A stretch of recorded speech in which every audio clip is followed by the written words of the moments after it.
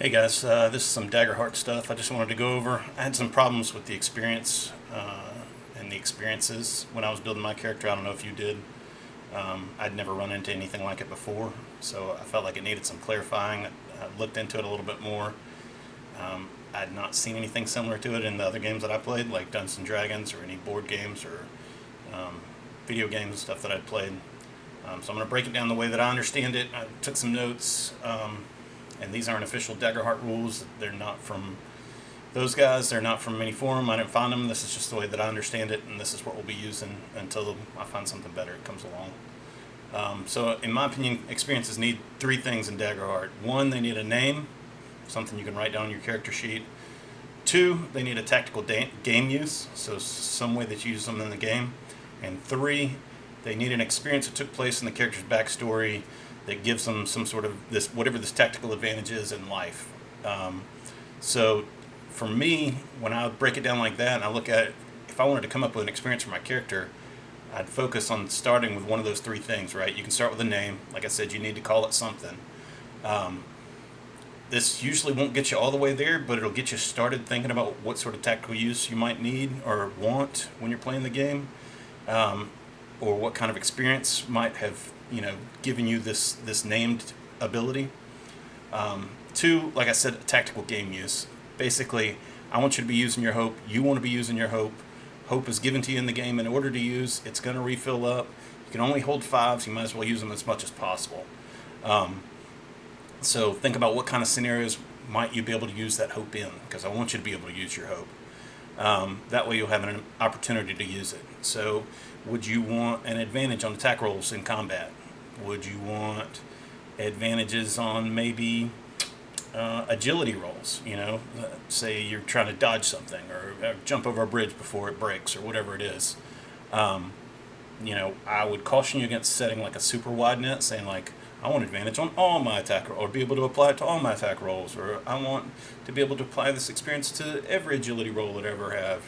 Um, don't think like that. Think and break it down a little bit smaller. So like, what kind of tactics do you see your character using in combat? If you want to use a combat-based experience, and then make your experience something about that. If your character is going to be running across the battlefield and attacking, or you think that he'll be delivering a death blow, or you think that you have some sort of skill that allows you to do some sort of reaction roll, then maybe you'd be able to tie your experience to that.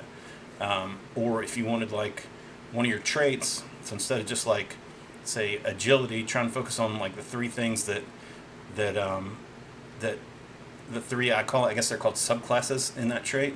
So like under agility it'd be sprint, dodge, or leap. So maybe you have an experience in your background where you can jump really far. Maybe you're a ribbit or whatever it is. Maybe you would want advantage on some charms or some deceptions. Not all presence rolls, but just like a focus. And then another way to look at it would be to think of an experience that happened in your character's backstory, if you have a backstory for them, and then try and tie that to your tactical advantage on the field. So what happened in your character's past? How does that affect their skill level in these tactics, or give them some sort of advantage in this situation? And this will help you both in filling out your backstory, knowing your character. It'll help me to know your character, and it'll give me some I guess knowledge as far as your drives and motives for your character, and maybe you can tie something into the game with that.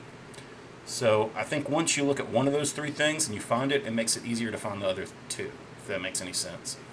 And if it was me personally, if I was to have two experiences starting out, I'd want one that was in combat that I could use, and one that was out of combat. So maybe you were your parents taught you to hunt when you were small, and so you think that you'd be able to tie that hunting into some sort of advantage on instinct rolls when you're in the wild, or whatever it might be, or something that might help in a social situation. So I'd want one of both, one in combat, one out of combat. But I could also see where if you're like a combat-driven character, you might have both in your combat. Or if you're a character, if you're the face of the party, or if you're a bard, you might want to be able to apply your experiences both to charm and deception, rather than just one or the other.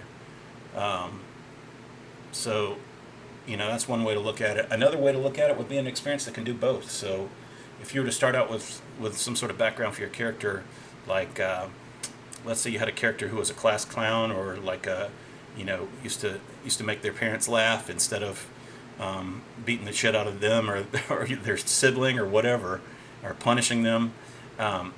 Maybe you're good at creating distractions, and you could use that both on the battlefield to create a distraction, or possibly in a social situation, or something like that. So that's pretty much it. I just wanted to get it out there. I know I had a hard time wrapping my mind around it, and rather than go to each one of you and say like, hey, what's this about, I wanted to let you know how I felt about it, and just say, have those three things ready for your character when we play on next Saturday. Have a name for your experience, have what things you think you might be able to tie it to, whether it's in combat or out of combat, as far as tactical roles and stuff. And then lastly, how does that tie into your character's backstory? That's it. Hope this helps. It helped me to think about it. So I'll see you on next Saturday.